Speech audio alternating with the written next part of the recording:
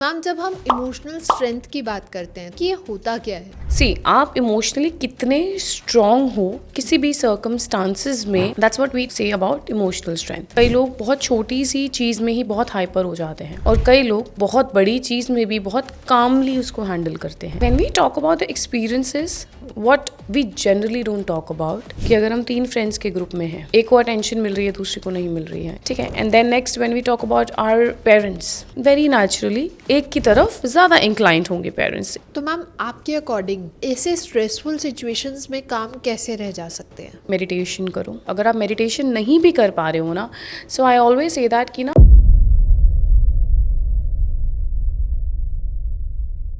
कभी आपने देखा होगा कि कुछ लोग बहुत नेचुरली ही काम कंपोज रहते हैं और हर सिचुएशन को बहुत कामली हैंडल करते हैं, लेकिन कुछ लोग ऐसे होते हैं जो बहुत छोटा सा स्ट्रेस भी आए वो टूट जाते हैं। ये जो इमोशनल स्ट्रेंथ है, ये एक्चुअली लकी लोगों के लिए नहीं है, ये इनबिल्ट नहीं आती, बल्कि ये इनबिल्ट करनी पड़ती है। ये हमें खुद को एक्चुअली ट्रेन करना पड़ता है ताकि हम भी इमोशनली स्ट्रेंथन रहे। तो आज का जो ये टॉपिक है, आज का जो ये पॉडकास्ट है, वो बहुत ही इंटरेस्टिंग है, जहाँ हम बात करेंगे इमोशनल स्ट्रेंथ की, कि ये होती क्या है, कैसे इसको डेवलप किया जाता है और ये हमारी लाइफ के कौन कौन से एस्पेक्ट में हमारी लाइफ को पूरा ट्रांसफॉर्म कर देती है। तो आज इसी टॉपिक को हमें समझाने आई हैं जसमीत जी, जो कि कॉस्मिक जैज से हैं, और आज यही हमें बताएंगे कि इमोशनल स्ट्रेंथ एक्चुअली क्या होता है। तो चलिए मैम से ही बात करते हैं। वेलकम मैम, कैसे हैं आप? मैं बढ़िया हूँ, आप बताइए कैसे हैं। बिल्कुल बढ़िया।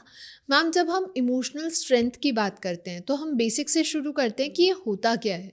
सो इमोशनल स्ट्रेंथ की अगर मैं बात करूँ, so it's basically how you control your emotions. See आप इमोशनली कितने स्ट्रांग हो किसी भी सर्कमस्टांसिस में उस सिचुएशन को हैंडल करने के लिए, okay. That's what we say about emotional strength. For an example, कई लोग बहुत छोटी सी चीज़ में ही बहुत हाइपर हो जाते हैं या और कई लोग बहुत बड़ी चीज़ में भी बहुत कामली उसको हैंडल करते हैं। बिल्कुल सही। So that calmness is that what we call a emotional strength. And अब ऐसा नहीं होता है कि उस इंसान का कोई वीक पॉइंट नहीं है या उस इंसान का कोई ऐसा प्लेस नहीं है जहाँ पे वो उसको रिलीज करता है, ठीक है। इट इज़ जस्ट दैट कि उसको पता है कि कहाँ पर दिखाने की ज़रूरत है, कहाँ पर हाइपर होने की ज़रूरत है, कहाँ पर नहीं ज़रूरत है, और वो सिचुएशन के अकॉर्डिंग अपने एक्शंस डिफाइन नहीं करता है, वो अपनी अंडरस्टैंडिंग के अकॉर्डिंग अपने एक्शंस को यूज़ करता है। Okay. So which is basically emotionally you're that intelligent that you have controlled your emotions in a way that you can, live in this life nicely and peacefully. तो ma'am, कुछ लोग ऐसे होते हैं कि छोटी छोटी बातों पे बहुत ज़्यादा हाइपर हो जाते हैं, जैसे अभी आपने कहा भी, तो उनका क्या पर्सपेक्टिव होता है? क्या वो इमोशनली वीकन है? See, I would not say वो emotionally weaken है। See, but the point is कि see, आपकी लाइफ में आपने कितनी चीज़ें देखी हैं। हम सबके स्ट्रगल्स अलग हैं, हम सबका इम्पैक्ट ऑफ स्ट्रगल्स अलग हैं। क्या पता आपका स्ट्रगल ही वही है, सो उसमें कोई अच्छा बुरा नहीं है। क्या पता भगवान ने आपको दिया ही सिर्फ उतना स्ट्रगल बियर करने के लिए, सो आप उसी में हाइपर हो जाओगे। Now there are people who have seen a lot in their life, their childhood has been such a mess, उनके लिए तो वो चीज़ बहुत छोटी है, सो वो बहुत शांत रहेंगे उस चीज़ को लेकर। और awareness, now there are some people जिन्होंने लाइफ में कुछ भी नहीं देखा होता, वो छोटी सी चीज़ को भी बहुत शांति से निकाल देते हैं। सो आई ऑलवेज से दैट कि it's not about the weaken and the strength, it's about the awareness that you have it. Okay. और वो आपकी इंटेलिजेंस से आती है। काफ़ी लोग ऐसे बोलते हैं कि हमने बचपन से देखा है तभी हम इतने आज स्ट्रांग हैं। तो क्या ये जो एक्सपीरियंस है, सबके लिए वो एक्सपीरियंस या उन सिचुएशन से गो थ्रू होना ज़रूरी होता है, या फिर ये बेसिकली लकी है, या हम कहते हैं ना कि ये इनबिल्ट ट्रेट आया है आपकी लाइफ में? See it is not a inbuilt trait, I would say. बहुत रेयर केसेस में ऐसा होता है कि बच्चे पहले से ही बहुत मैच्योर होते हैं। अच्छा। आपके कार्मिक लेसन्स होते हैं, राइट, आप अपनी पुरानी लाइफ से भी लेकर आते हैं चीज़ें, है ना, तो वो एक अलग चीज़ें होती हैं। बट देन आपकी जो स्ट्रगल्स आपने जितने बेयर कर लिए हैं ना अपने बचपन में, अब जिन लोगों ने बचपन में ही इतना स्ट्रगल बेयर कर लिया है, उनका बचपन स्ट्रगलिंग रहा है, बट इस स्टेज में जब एक्चुअल में रियल स्ट्रगल्स चालू होते हैं एक नॉर्मल इंसान के लिए, उनके लिए वो जो रियल स्ट्रगल्स है ना, वो तो कुछ है ही नहीं, because they are very much strong in their head to handle those kind of struggles. अब उसी केस में जो बच्चे ने या जिस इंसान ने बचपन से ही कोई स्ट्रगल नहीं देखे हैं अपनी लाइफ में, उनके लिए वो इट्स लाइक सर पे पत्थर मारने वाली बात है। अब वो उनके लिए नेगेटिव हो गया because they don't know how to handle it, right. So it all depends upon the circumstances to circumstances वाला सीन है. एंड कहते हैं ना कि maturity doesn't come with the age, it comes with the experiences. This is how it is defined as कि maturity जो है वो आपके एक्सपीरियंसेस से ही आती है. एंड उस एक्सपीरियंसेस से आप क्या सीख रहे हो. क्योंकि हर वो इंसान जिसने बचपन में इतना कुछ गो थ्रू करा होता है, इस टाइम पर आके भी वो इतना इंटेलिजेंट नहीं होता है, बिकॉज उसने सीखा ही नहीं. कहते हैं ना कि आपकी लाइफ में आपकी हर एक चीज़ चलती है आपके सीखने के अराउंड. एक्सपीरियंसेस हर बंदे को मिलते हैं. You will meet a lot of people, they will be like my childhood was like this, my childhood was like this, but आज भी आप उनके आगे कोई सिचुएशन रख दो वो वैसे ही रिएक्ट करेंगे बिकॉज उन्होंने सीखा नहीं. बिल्कुल सही. तो मैम समटाइम्स ऐसा होता है कि कुछ लोग होते हैं कि काफ़ी वर्स्ट सिचुएशन भी बहुत कामली हैंडल करते हैं, बट कुछ लोग होते हैं कि इतना कुछ एक्सपीरियंस गो थ्रू कर लिया फिर भी वो लोग ऐसे होते हैं कि यार अब इस पे क्या पैनिक हो जाते हैं एग्जैक्टली basically. पैनिक हो जाते हैं, या फिर वो उस चीज़ को कंसीडर ही नहीं कर पाते, उस चीज़ को अंदर माइंड में कंसेप्चुअल ही नहीं कर पाते. कुछ लोग होते हैं उसको बहुत इमोशनली प्रैक्टिकली हर चीज़ को नपा तुला देखते हैं, और कुछ लोग होते हैं कि हाँ ठीक है यही तो है सिचुएशन, बहुत हार्डकोर हो जाते हैं. Yeah. तो उसमें क्या डिफरेंस होता है? क्या इमोशनल स्ट्रेंथ दोनों को कहा जाता है, हार्डकोर और इमोशनली स्ट्रेंथन को? So now when we talk about the people who handles the situations with the emotions and some are with emotionless, बिल्कुल right? सही. So these are two category of people. अब depend करता है, see the way I said it, right? कि आपकी life में आपके साथ जो हुआ है आपने उससे सीखा क्या है. अब कुछ लोग क्या करते हैं वो सीख कर आगे बढ़ते हैं, कुछ क्या करते हैं सिर्फ एक्सपीरियंसेस को याद रखते हैं. So now the person who will understand this was suppose to be happened like this with me, उन्होंने सिर्फ अपनी लर्निंग्स रखी तो वो उसमें प्रैक्टिकलिटी इमोशन दोनों डालकर नाप तोल कर अपने आप को आगे बढ़ाएंगे. राइट. कि सामने वाला इंसान किस ट्रॉमा से, किस इमोशनल इम्बैलेंस से गो थ्रू, बिकॉज उन्होंने भी खुद गो थ्रू करा है ना. So we all have dual personalities, right. There are two kind of peoples we are living with basically. So now when we talk about the emotionless people, उनका साथ क्या होता है, अरे मेरे साथ भी तो हुआ था ना, छोड़ना क्या फ़र्क पड़ता है, हम So, भी तो बाहर निकले थे. या वो होता है कि बेसिकली मुझे फ़र्क ही नहीं पड़ रहा है वाला सीन करके.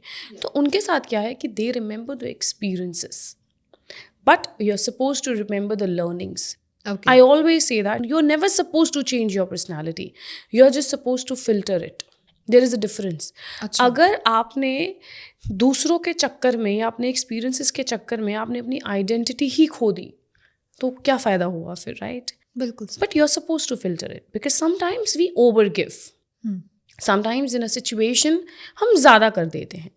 So where there comes a self love कि अपनी वर्थ जानो, फिर उतना दो जितना बेसिकली ज़रूरी है. अच्छा. And not every time you're supposed to hurt people. But sometimes you will hurt people. That's how the life is. It's not like that कि आप बोलो कि मैं तो किसी को hurt ही नहीं करूँ या मैं नहीं करती हूँ या मैं नहीं करना वो पॉसिबल ही नहीं है. बिकॉज आप अपने एक्शंस अपने इमोशंस कंट्रोल कर सकते हो, आप सामने वाले के नहीं कर सकते हो. बिल्कुल अनइंटेंशनली आप किसी को हर्ट कर ही देते हो. वो होता है, वो नॉर्मल है. So this is how the process. Some remembers the learning, some remembers the experiences, and the people who remembers the experiences they hold on to it. So their behavior changes as per that. Both are correct in their own way. I would not say कि कौन गलत है कौन नहीं. तो ma'am ये जो daily life में छोटे छोटे चैलेंजेस आते हैं, ये हमें बड़ी लाइफ में जब हम एक अच्छी एज की हो जाती है, ये हमें स्ट्रॉन्ग कैसे बनाते हैं? So when we talk about the experiences, what we generally don't talk about कि अगर हम 3 फ्रेंड्स के ग्रुप में हैं, ठीक है, एक को अटेंशन मिल रही है दूसरी को नहीं मिल रही है, you're being neglected but we never talk about it. Yeah. Right. It's the bare minimum thing I am talking which generally कोई बात नहीं करेगा. हम उसका मजाक उड़ा लेते हैं, हम सब कुछ कर लेते हैं, but there is some emotions which are going on, क्योंकि आप इक्वली उस दोनों फ्रेंडशिप्स में जा रहे हो बट आपको निग्लेक्ट किया जा रहा है. तो वो आपको क्या सिखाता है कि not everybody is gonna like you. You do your part and the person who will like you will come to you. बिल्कुल सही. ठीक है, इट डजंट मैटर. आप सिर्फ दोस्ती पे ध्यान दो, इतना क्यों दिमाग लड़ा रहे हो कि किसकी किसके साथ जा रही है किसकी नहीं जा रही है. ठीक है. And then next when we talk about our parents, when we are 4 or 3, ठीक है, वेरी नेचुरली एक की तरफ ज़्यादा इंक्लाइंड होंगे parents, either the first one or the last one, depending upon the situation. अब उस चीज़ को अगर आप अपने दिल में लेके बैठ जाओगे तो वो प्रॉब्लम देगा. हाँ ठीक है, अंडरस्टैंडिंग है, इट्स फाइन, अवेयरनेस है, it's fine, right, which is natural also. कल को आपके बच्चे होंगे, आप भी यही करोगे. हम जितना मर्जी बोल लें, but these are very small small challenges जिसके बारे में अगर हम बात करते हैं ना तो लोगों को लगता है कि नहीं ये गलत है, बट ऐसा नहीं है। आप किसी भी बच्चे से पूछ लो, हर बच्चा ये बात बोलेगा। बिल्कुल सही। इवन जो फर्स्ट चाइल्ड है, सेकंड चाइल्ड के बर्थ के बाद भी वो उसको लगता है कि पेरेंट्स मुझे निग्लेक्ट कर रहे हैं। It's very natural, right. मेरे घर में तो कुत्ता आ जाता है, मैं तो उसको बोलती हूँ कि उसको ज़्यादा प्यार मिल रहा है। बट ये वो चैलेंजेस हैं जिनके बारे में हम बात नहीं करते हैं। हमें लगता है कि which are very normal, but वो आपको सिखाते बहुत कुछ हैं लाइफ में। अच्छा। अब ये जो पेरेंट्स वाली चीज़ है वो आपको आपके फ्रेंड सर्कल में भी तो सेम ही चीज़ सिखा रही है ना, कि लाइफ में ऐसा नहीं है कि आपकी कोई इंपॉर्टेंस नहीं है। कुछ चीज़ों में आपकी जो बड़ी बहन या आपका भाई है उसकी इंपॉर्टेंस है, कुछ चीज़ों में आपकी इंपॉर्टेंस है, कुछ चीज़ों में आपके छोटे भाई की इंपॉर्टेंस है। It all depends upon the circumstances and all that. So you are not gonna fit into any place and everywhere. आपकी अपनी इंपॉर्टेंस है, आप अपनी इंपॉर्टेंस के अकॉर्डिंग चलो। So this is what that learning is giving you. Okay. ज़रूरी नहीं है ना कि हर समय आपके पेरेंट्स आपको प्यार करेंगे और आपको इक्वली प्यार करेंगे, ठीक है। अब बट ऐसा नहीं है कि आपकी कोई इंपॉर्टेंस नहीं है। तो सेम वे आपकी लाइफ में भी यही चीज़ चलती है। ज़रूरी नहीं है कि हर सर्कल में आप फिट इन करोगे, तो जहाँ आप कर रहे हो आप उस चीज़ को लो। सो ये बहुत आई वुड से बहुत छोटे छोटे से चैलेंजेस हैं that we don't talk about it. Class में जब हम बच्चे होते थे, राइट, फर्स्ट आना सेकेंड आना लड़ते रहते थे, उसके लिए कोई फ़र्क ही नहीं पड़ता। आज की डेट में अगर आप देखोगे इट डजंट मैटर। बिल्कुल सही। You do your work. Initial अगर हम बात करते थे तो पीपल वो लाइक कि स्टडीज़ पे फोकस करो, स्टडीज़ पे फोकस करो।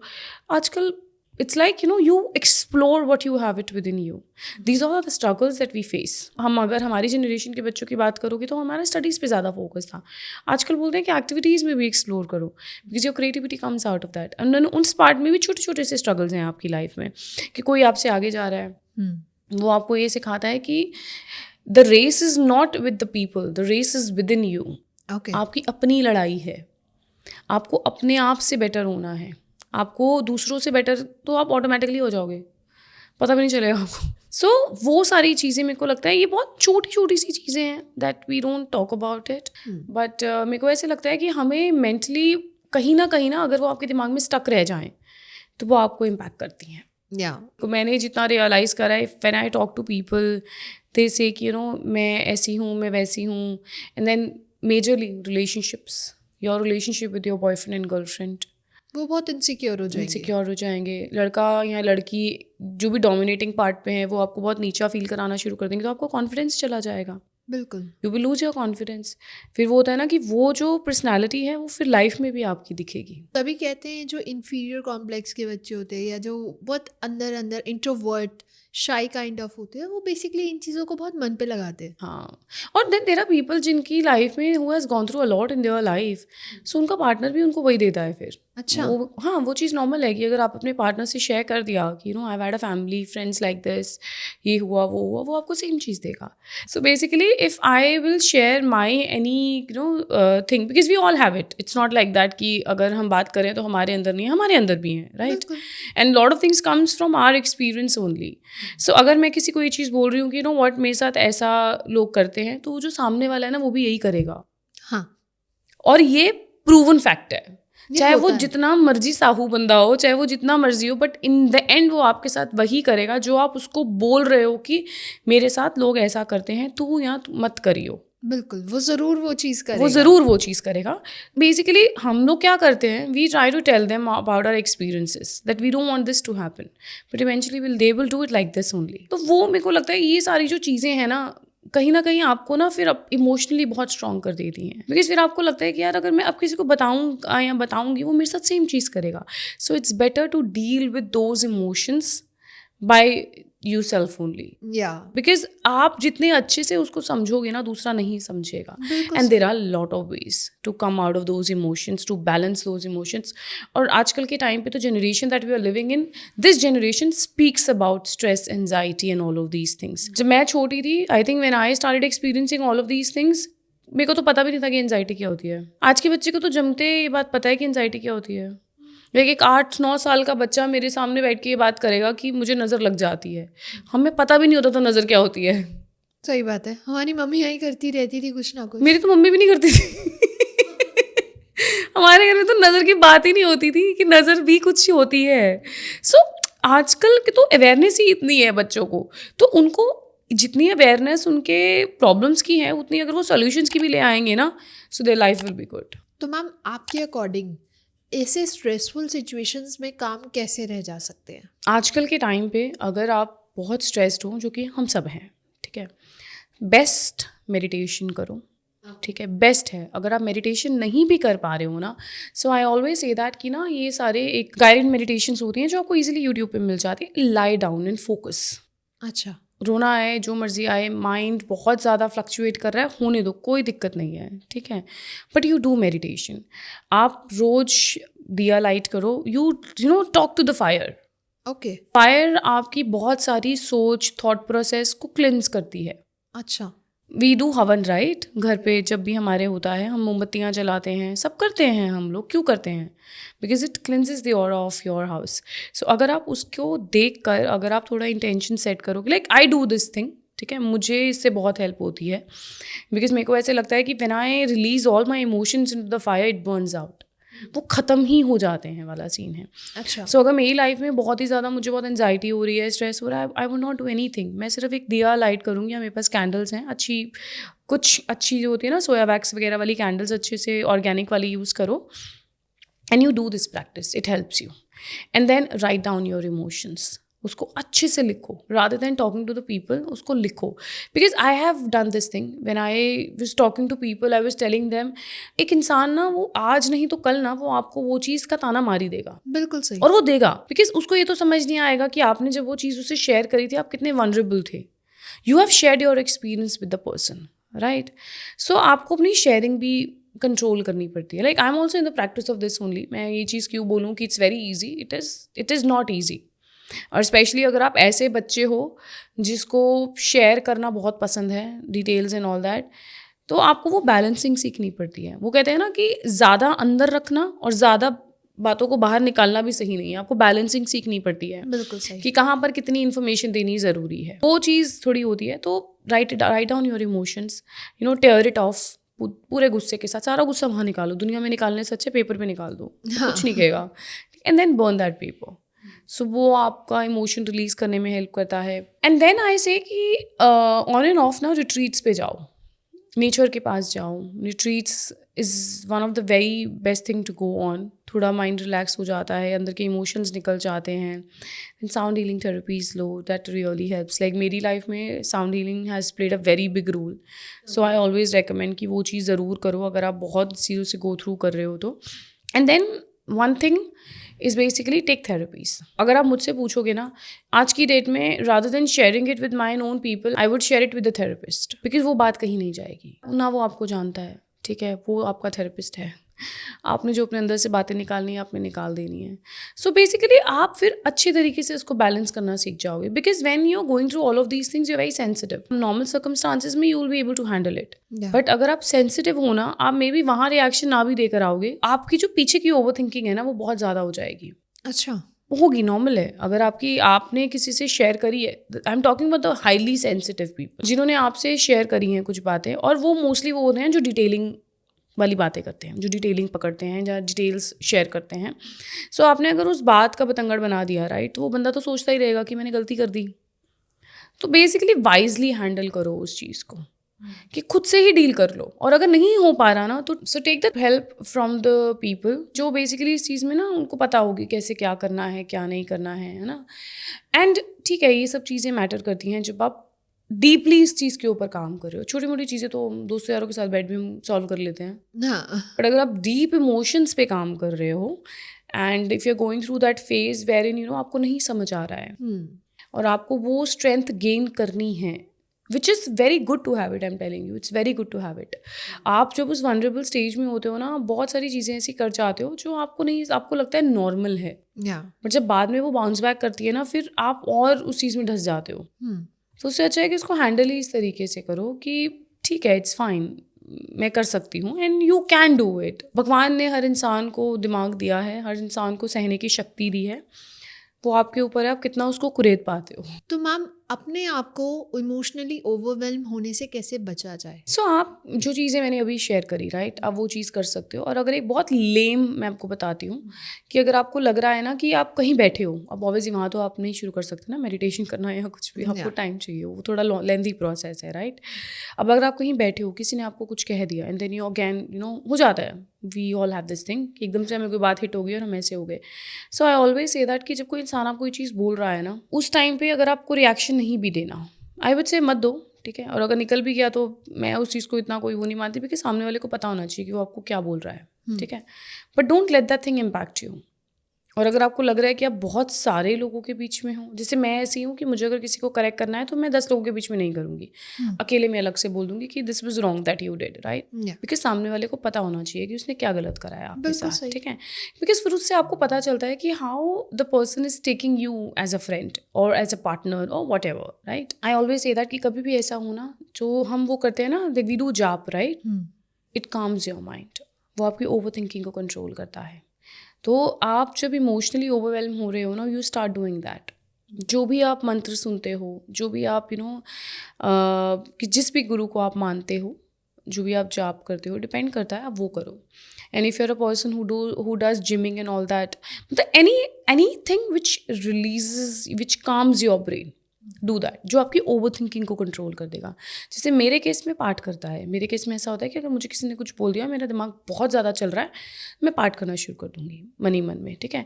तो मेरा वो हो जाता है कि मेरी ओवर थिंकिंग कंट्रोल हो जाती है। तो इट पे आपको भी पता होता है कि आपकी कौन सी एक ऐसी चीज़ है जो आपको एकदम शांत कर देती है। जैसे कई बार कई लोगों को बच्चों के साथ खेलने में हो जाता है, ठीक है। बट वो सारी चीज़ें ऐसी हैं जब आप फ्री माइंड उसमें हो। जैसे अगर मैं घर हूँ तो I start playing with dogs, like I have dogs, मुझे मज़ा आता है उनके साथ, तो मेरा माइंड डाइवर्ट हो जाता है। आपको सिर्फ अपना माइंड डाइवर्ट करना होता है, ताकि वो आपको मेंटली और इमोशनली ट्रिगर ना करे। Because see in the end loss आपका ही है ना। सामने वाले को तो अगर पता होता कि आपको वो कितनी चीज़ इम्पैक्ट करेगी तो वो बोलता ही नहीं ना। ऐसा तो है नहीं कि उसको कुछ नहीं पता आपके बारे में। The person knows everything about you. अगर एक इंसान ने आपको इमोशनली इम्पैक्ट कर दिया है, इसका मतलब उस बंदे को आपने इतना हक दे रखा था कि उसको आपके सारे इमोशनल चीज़ों के बारे में पता था, तभी तो वो आपको ट्रिगर कर गया है ना। सही बात। उसका कुछ नहीं जाना है, आपका 2-3 दिन गए, क्योंकि you will B over thinking very honestly. तो क्यों देना है किसी और के हाथ में कमान। ये सीख लो कि आगे से उसको कितना बताना है, कितना नहीं बताना है। Not everybody deserves all the parts of your life to know basically, yeah. तो मैम रिलेशनशिप इश्यूज में कॉन्फ्लिक्ट्स भी आते हैं, काफ़ी चीज़ें ऐसी होती है जो हमें बहुत ज़्यादा मेंटली टॉर्चर करती है, डिस्टर्ब कर देती है। समटाइम्स लोग डिप्रेशन तक में चले जाते हैं। तो इन सिचुएशन को कैसे हम हैंडल कर सकते हैं? So when I talk about relationships, so अगर हम आज के टाइम की बात करें, ठीक है, क्योंकि पुराने टाइम में तो कर लेते थे वो लोग मैनेज। लाइक अगर हम अपने पेरेंट्स से बात करेंगे तो वो कहते थे हो जाता था बेटा, ठीक है। अब आज ऑप्शंस बहुत हैं। या सो पहली चीज़ तो कोई इंसान एडजस्ट करने को तैयार नहीं है। जितना मैंने समझा है, जितना मैंने अपनी सराउंडिंग्स में देखा है, कि वो आपकी लाइफ में फिर कॉन्फ्लिक्ट्स लाता है, या ठीक है। आई ऑलवेज से दैट रिलेशनशिप्स जो हम बात करते हैं ना, इट इज़ नेवर 50-50 और 100-100, इट इज़ समटाइम्स 70-30, समटाइम्स 30-70, या and you have to go like that. अब इसमें दोनों लोगों की अंडरस्टैंडिंग आती है। एक अगर अंडरस्टैंडिंग होगा, दूसरा उसे डोमिनेट करता रहेगा। तो आपको वो जो कॉन्फ्लिक्ट्स है ना, उसको हैंडल करने का सबसे अच्छा तरीका है talk about it. And don't talk about it like हर छोटी चीज़ को लेकर बैठ जाओ। जो मेजर थिंग में उतना बोलो जितना सामने वाला सुने भी। मतलब वो होता है ना, अगर आप बोलते ही रहोगे, प्रॉब्लम्स को सॉल्व ढूंढते रहोगे, क्या पागल है क्या, पूरा टाइम यही लगी रहती हैं, लगा रहता वाला सीन है। मतलब सी the way I said it ना, कि आपकी जो फ्रेंडशिप वाले रिलेशनशिप्स में ही है, उतना बोलो जितना रिक्वायर्ड है। सेम चीज़ इसमें भी आती है। यू टॉक अबाउट इट कि आपको कैसा फील हो रहा है, क्या नहीं, देन आपको पता लग जाएगा कि सामने वाला समझ भी रहा है कि नहीं समझ रहा है। और एडजस्टमेंट आपको करनी पड़ती है। You don't have any other option. आजकल के टाइम पे अगर आप ये बोलो कि मेरी लाइफ ऐसी है, ऐसी ही चलेगी, वो नहीं हो पाएगा। बिल्कुल सही। And it both ways. पहले टाइम पे ऐसा होता था कि लड़का डोमिनेटिंग होता था, लड़की नहीं होती थी। आजकल इट डिपेंड्स कि कौन डोमिनेटिंग है, और उसके अकॉर्डिंग ढल जाओ। मेरे को ऐसा लगता है कि अगर आपको पता है कि आपकी पर्सनैलिटी ऐसी है, तो आप ऐसा लड़का या लड़की ढूंढ के लाओ जो उस पर्सनैलिटी को ले सके। बिकॉज आप कितने टाइम तक अपनी पर्सनैलिटी को कंट्रोल कर पाओगे, छुपा पाओगे? एक टाइम तो आएगा ना, एक दिन तो आप भी फैमिली बनोगे ना। इनिशियली तो चलो आप you are a partners, the time you will become a family, the conflicts will start happening. बिल्कुल सही। ठीक है, बिकॉज आपकी भी ओरिजिनल पर्सनैलिटी भी आ गई, उसकी भी आ गई। सो सिर्फ शादी इज़ नॉट द एम। वो शादी आप किस इंसान से कर रहे हो, दैट इज़ द एम। कि आप अगर ये बोलोगे ना कि मैंने शादी कर ली, अब बहुत केसेस में ऐसा होता है ना कि बेसिकली हम करी जा रहे हैं, लड़का बोल रहा है कि वो हर बात पे ऐसे करती रहती है, ऐसे करती रहती है, she is not paying attention, she is not doing this. But आप शादी से पहले भी तो उससे बात कर रहे थे ना, आपको पता होना चाहिए कि सामने वाला कैसा है, वो क्या कह रहा है, कि मैं क्या कर सकता हूँ, क्या नहीं कर सकता हूँ, राइट। बाद में ये चीज़ें लेकर आना वो फिर प्रॉब्लम देता है उनको। वो मुझे लगता है कि कॉन्फ्लिक्ट्स जो शादी में होते हैं ना, वो यही होते हैं कि you show your original personality. Because see the way I said it, marriage is not the aim. The aim is to live with the right partner for your lifelong, to have a family, right? And वो फिर 1-2 साल की कहानी नहीं है ना, वो life long वो लाइफ लॉन्ग है, राइट। आपके मम्मी पापा कैसे रह रहे हैं, आप अपनी मम्मी से बात करोगे तो मम्मी जितना मर्जी पापा को लेके बोलती रहेगी, पर उसने कभी पापा को छोड़ा नहीं। पापा जितनी मर्जी मम्मी को लेके बोलते रहे, कभी उन्होंने छोड़ा नहीं। They have accepted the flaws and they've lived their life the same way, like we are like brother and sisters, right? ऐसा तो नहीं है कि मेरी बहन या मेरा भाई एकदम परफेक्ट है, ऐसा नहीं है कि मैं परफेक्ट हूँ उनके लिए, उनमें भी फ्लॉज है, मेरे में भी फ्लॉज है, but I am accepting. But there are people outside the world, in my friends and all that, I will not accept it. So partner ऐसा ढूंढो जिसके फ्लॉज भी तुम एक्सेप्ट कर सको, बिकॉज आज जैसे तुम्हारे भाई बहन है, कल को वो भी तुम्हारे साथ तुम्हारा पति बन के रहेगा। वो चीज़ मैं हमेशा कहती हूँ कि rather than focusing on the good parts of the partner, you better सी कि उसके फ्लॉज को एक्सेप्ट कर पा रहे हो, कि अगर वो मुझे कल को ये चीज़ बोलेगा कि ये नहीं करना है, तो क्या तुम नहीं कर पाओगे? और अगर तुम उसको बोल रहे हो कि नहीं मुझे करना है, क्या वो तुम्हें हाँ कहेगा कि हाँ चल कर ले, तेरी खुशी है तो? So it is all the understanding, and that's how you are suppose to handle the conflicts in your marriage also. Okay. You talk about it, you discuss, you find a solution. The aim should be कि हमें इकट्ठे इस problem से निकलना है, ना कि मुझे तुमसे जीतना है और तुम्हें मुझसे जीतना है, Completely. बेसिकली। एंड वो आपकी छोटी छोटी आदतों से हो जाता है। तो बहुत मज़ा आया आज आपसे बात करके, और बहुत कुछ हमने नया सीखा भी, नया समझा भी। तो जाते जाते हमारी ऑडियंस को आपका क्या मैसेज रहेगा, क्या गाइडेंस रहेगी? सो ऑडियंस को मैं एक चीज़ बोलूँगी कि इमोशनली अपने आप को स्ट्रॉन्ग करना, ठीक है, it is very important, but it doesn't mean that you are resisting your emotions. These are two different things. You are suppose to take it out, but वो कहाँ निकालने हैं, that should be in your hand. Exactly. It should not be कि अगर मैं 4 लोगों के बीच में खड़ी हूँ, मुझे किसी ने बोल दिया तो मुझे उस पर चिल्लाना है। नहीं, कई बार मुझे उसे बताना भी नहीं है कि भाई तुमने मुझे हर्ट किया है। कई बार मुझे बस वो अंडरस्टैंडिंग लेनी है कि अब उस इंसान से वो बात नहीं करनी है। वो मेरी लर्निंग है, because not everybody is gonna understand your emotions. So resist करने से अच्छा है उसको रिलीज़ करो, और रिलीज़ कहाँ करना है, there are lot of ways, right? Exactly. And you can pick it up so that you be emotionally strong, so that nobody can take advantage of your emotions. क्योंकि आजकल मार्केट में बहुत लोग बैठे हैं जिन्हें आपको हर्ट करके मज़ा आता है। बिल्कुल सही। और अपने एक्सपीरियंस से उनकी लर्निंग्स निकालें, ना कि उस एक्सपीरियंस को बैठ के उनके ग्रजेस को होल्ड करके रखें और अपनी लाइफ को और बेकार कर लें। Actually, because it's your life eventually. Exactly. Nobody is going to come to help you, I'm telling you that. बिल्कुल सही। Thank you so much ma'am, बहुत मज़ा आया आज आपसे बात करके, और ऐसे ही हम और भी नए नए टॉपिक्स को एक्सप्लोर करेंगे और उनके डीप इनसाइट्स के बारे में डिस्कस करते रहेंगे आने वाली सीरीज़ में। और अगर आप लोगों को भी पसंद आया हो तो लाइक कमेंट शेयर भर भर के करें, और साथ में इस चैनल को ज़रूर सब्सक्राइब भी करें, ताकि हम ऐसे ही और भी इंटरेस्टिंग कन्वर्सेशंस आपके लिए ला के दें। और तब तक के लिए thank you, stay happy, stay safe, thank you. Thank you so much.